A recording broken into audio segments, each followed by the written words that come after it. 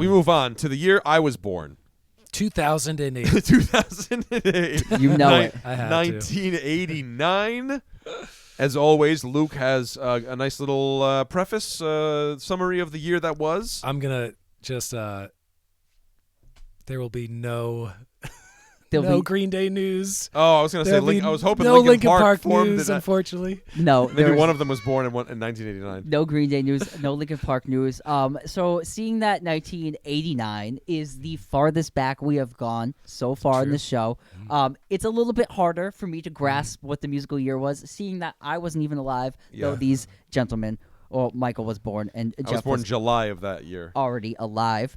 Was I? So I'm going to give you a little bit, I'm going to include some other things that aren't really musical here. Please. 1989 was the year of sequels, apparently. We have Lethal Weapon 2, Back to the Future 2, Ghostbusters 2. All were really big. Batman. Last Crusade. Here you go. Batman came out. So that was a big, huge movie in 1989. So that was kind of like the feel of it. Now I'm going to jump in. I'm going to give you a little bit of what was going on with the musicians in their lives.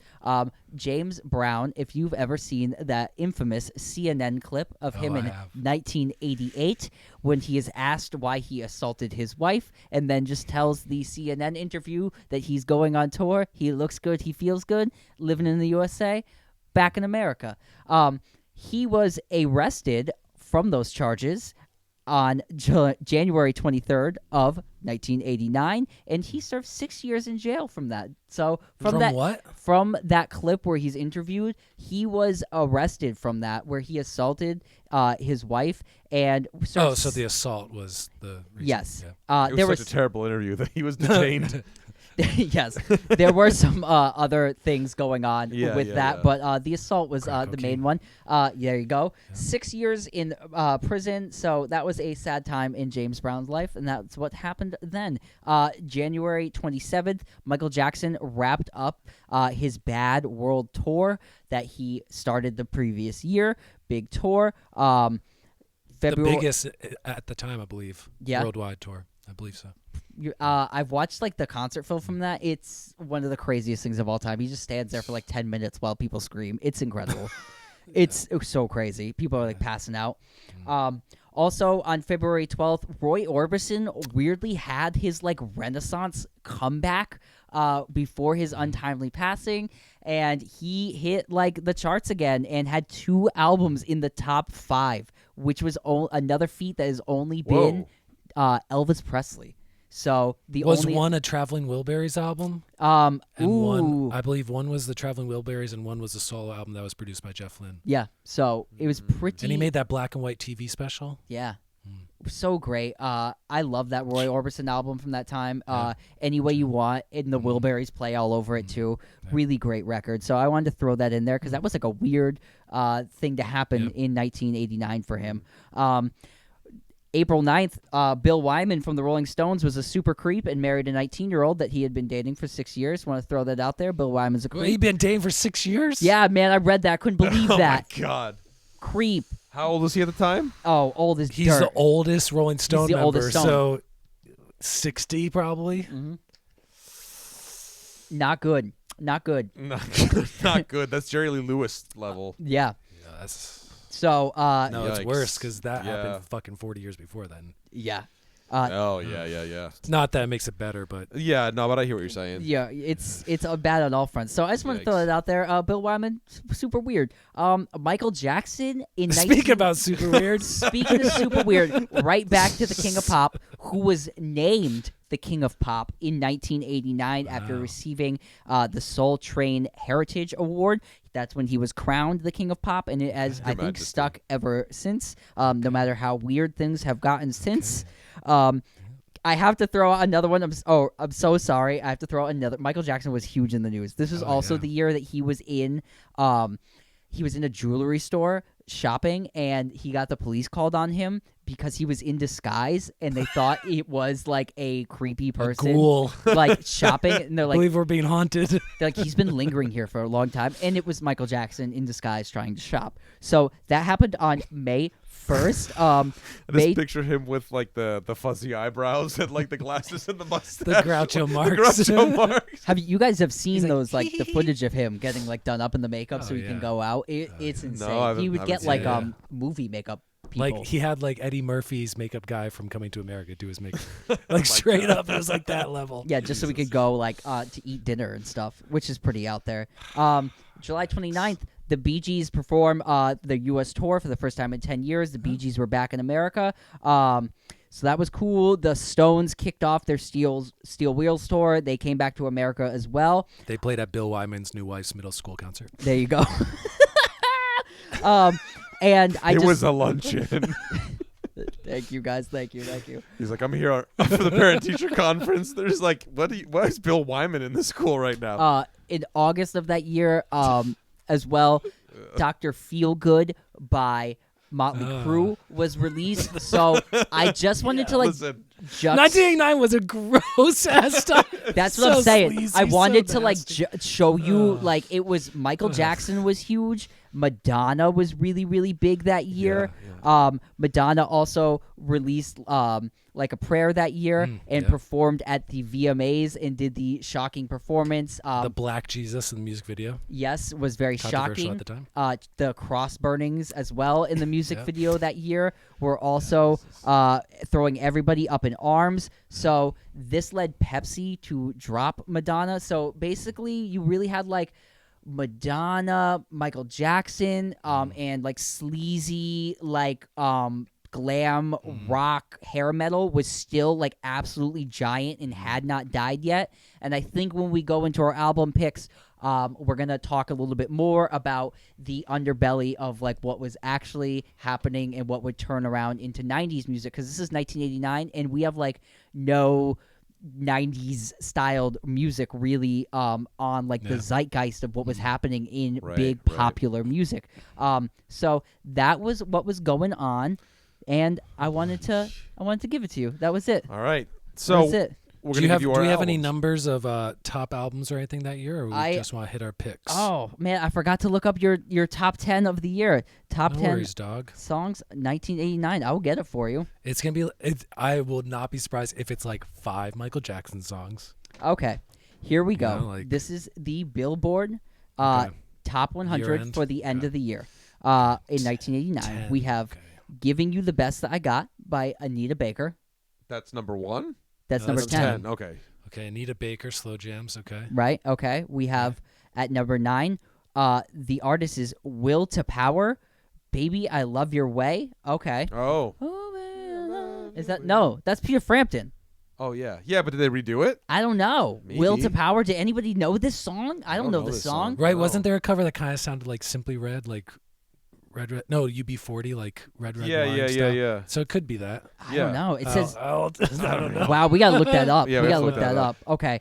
At number 8, we have "Girl, You Know It's True." Oh, Girl, you know it's true. lip sync extraordinaire, Milli Vanilli. There you go. Oh, yeah. Oh, That's man. it. Number 7, "Wind Beneath My Wings" by Bette Midler. Yeah. Beaches must have come out like that year. Yeah, okay. my uncle loved the song. Shout out Uncle Beaches. Bill. Yeah, I think Beaches. Definitely had that record in our Yeah, house.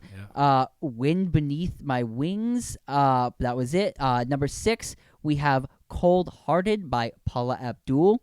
Do you know this tune?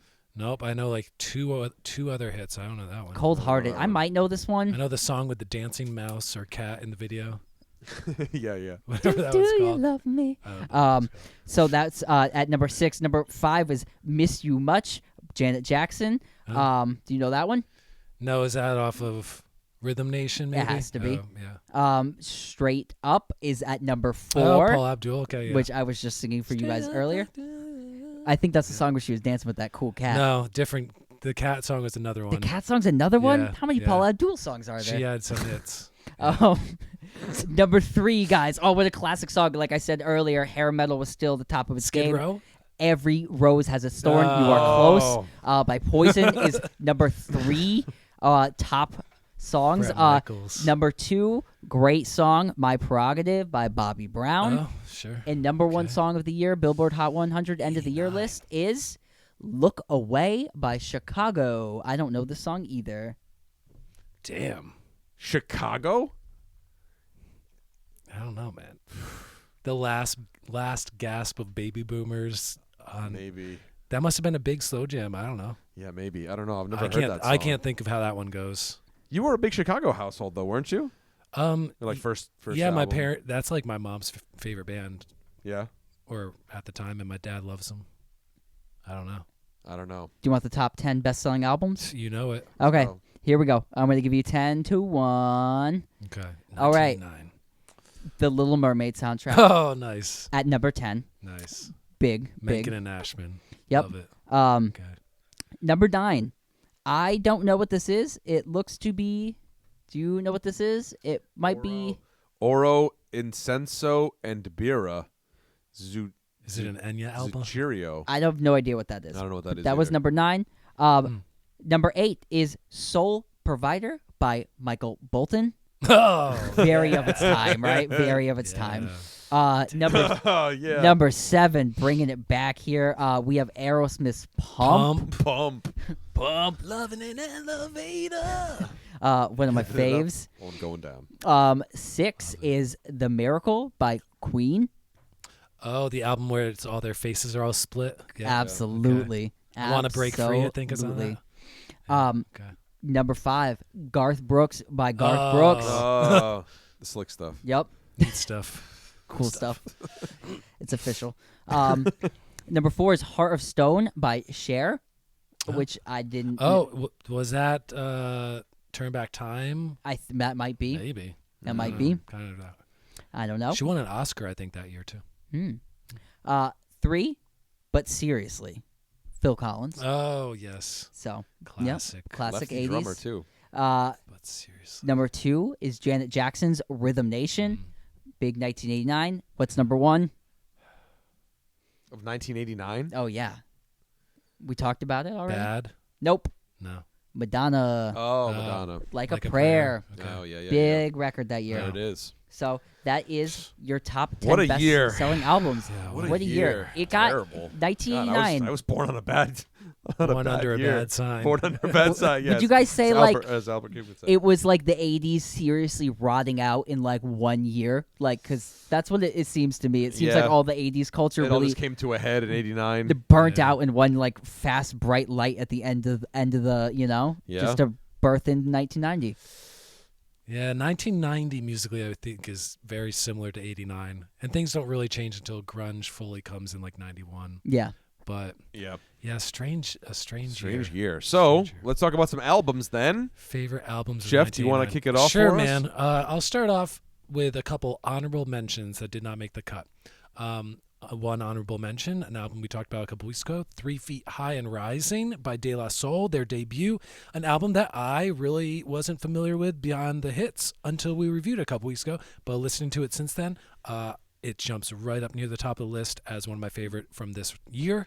My other honorable mention, I thought this would take the title, but did not. It got beat out by a slim margin, and is the debut by 9 Inch Nails called Pretty Hate Machine, which features one of my favorite debut opening songs, Head Like a Hole.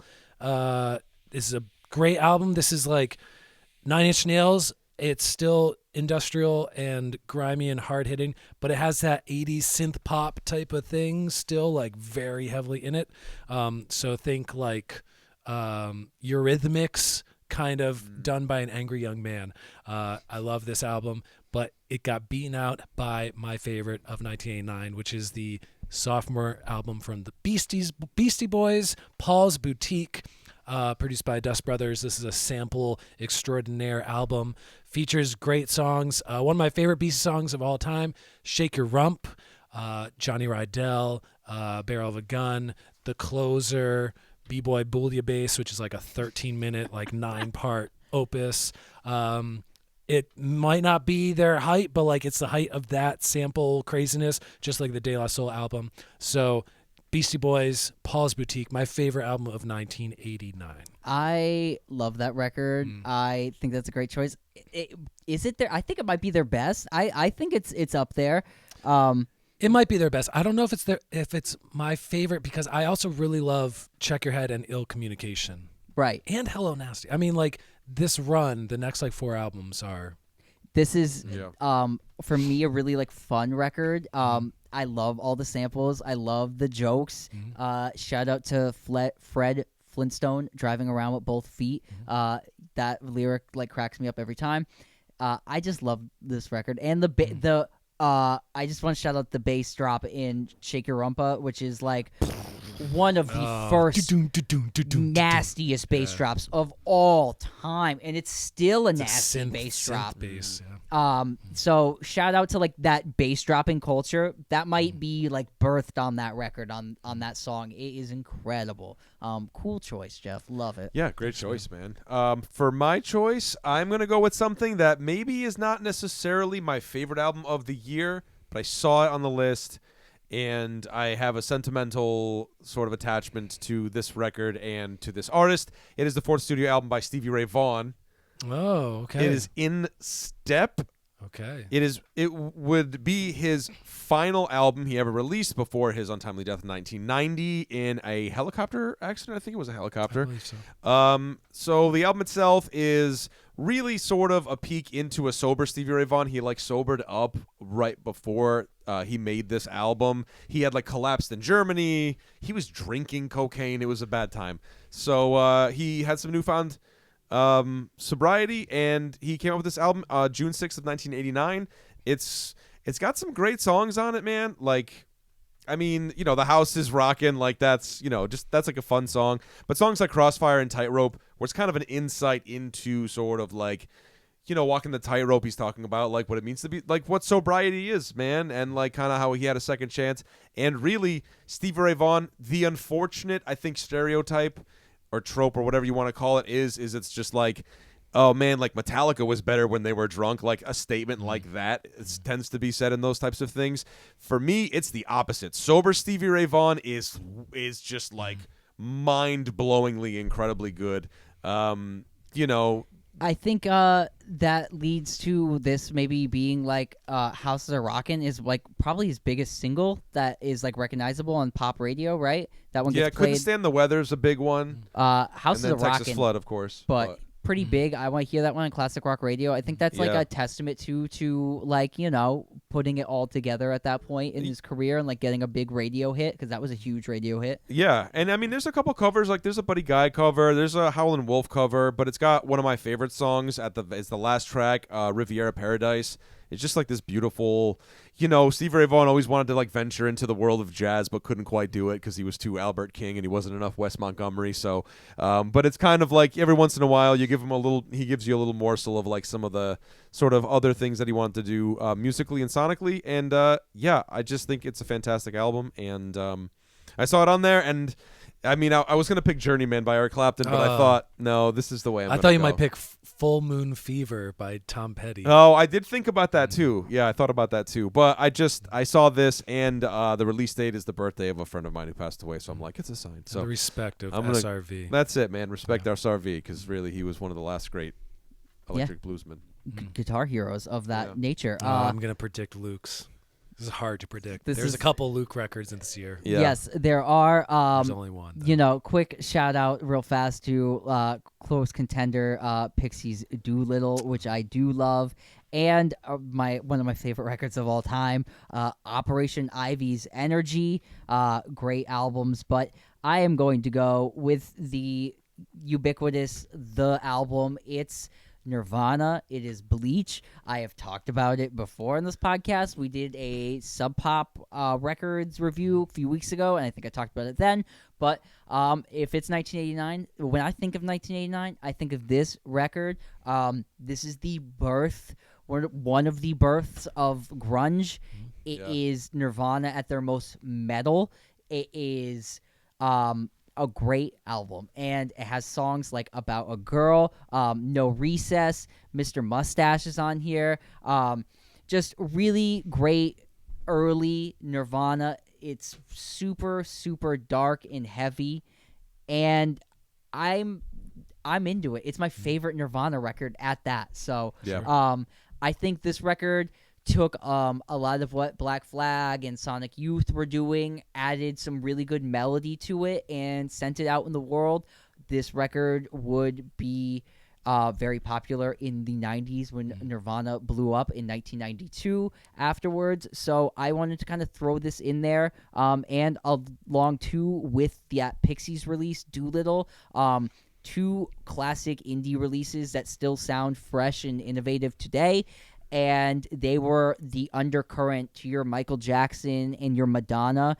You had this really great underground scene that had been brewing since the early 80s and was really coming into its own with their own classic albums. Like, those bands started to make really great classic records. And that's what I think of that time, that era, and that is my favorite album of it. Do you have any more quick shout-outs before you go? Oh, yes, I had... Because we said Full Moon Fever.